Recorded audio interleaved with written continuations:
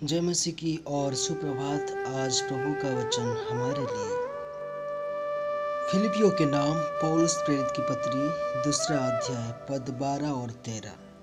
परमेश्वर का वचन ये बताती है,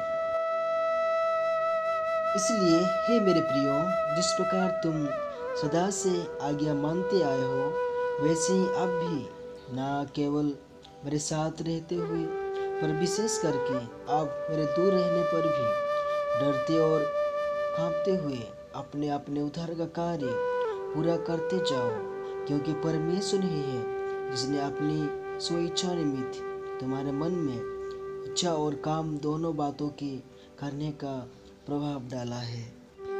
मेरे प्रियो, जो काम करने का प्रभाव परमेश्वर तुम्हारे मन में डालता है, उसे पूरा करते रहो। आपकी इच्छा परमेश्वर के साथ सहमत है, लेकिन आपकी देह में एक ऐसा स्वभाव है जो आपको वह काम करने के लिए असमर्थ बना देता है जो आप जानते हैं आपको करना चाहिए। जब प्रभु शुरू में हमारे विवेक के संपर्क में आता है, तो पहला काम जो हमारा विवेक करता है वह होता है हमारी इच्छा को जगाना। और हमारी इच्छा हमेशा परमेश्वर से सहमत होती है। फिर भी आप कहते हैं, लेकिन मुझे नहीं पता कि मेरी इच्छा परमेश्वर के साथ सहमत है या नहीं। यीशु की ओर ताकते रहें और आप पाएंगे कि आपकी इच्छा और आपका विवेक हर बार उसके साथ सहमत होंगे। जो आपसे ये कहलवाता है कि मैं आज्ञा नहीं मानूंगा, वह आपकी इच्छा से कम गहरा और कम भेदने वाला होता है। ये भ्रष्टता और जिद्दीपन है, और ये कभी परमेश्वर के साथ सहमत नहीं होते। एक व्यक्ति में सबसे गहरी बात उसकी इच्छा होती है, उसका पाप नहीं। परमेश्वर के द्वारा मनुष्य की सृष्टि में एक अत्यावश्यक तत्व है इच्छा। पाप तो एक विकृत स्वभाव है जिसने लोगों के अंदर प्रवेश किया। जिस व्यक्ति का नए सिरे से जन्म हुआ है, उसके अंदर इच्छा का स्रोत सर्वशक्तिमान परमेश्वर है, क्योंकि परमेश्वर ही है जिसने अपनी स्वेच्छा निमित्त तुम्हारे मन में इच्छा और काम दोनों बातों के करने का प्रभाव डाला है।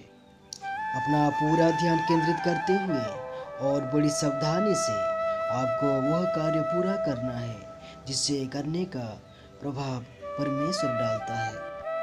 अपने निज उद्धार को कमाने या प्राप्त करने के लिए काम नहीं करना है, बल्कि उद्धार के कार्य को पूरा करना है, ताकि आप एक ऐसे जीवन का सबूत प्रदर्शित कर सके जो प्रभु के संपूर्ण और सिद्ध छुटकारे पर एक दृढ़ निश्चय वाले अटल विश्वास पर टिका हुआ है। जब आप ऐसा करेंगे, तब आप परमेश्वर का विरोध करने वाली इच्छा को खड़ा नहीं करेंगे।